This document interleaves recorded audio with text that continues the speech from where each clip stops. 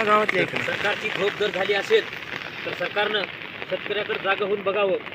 ढगफुटीमुळे शेतकऱ्याचं मोठ्या प्रमाणात नुकसान झालेलं आहे आणि शेतकऱ्याकडे पर्याय एकच उरलेला आहे, आत्महत्या केल्याशिवाय पर्याय शेतकऱ्याला दुसरा कोणता नाही.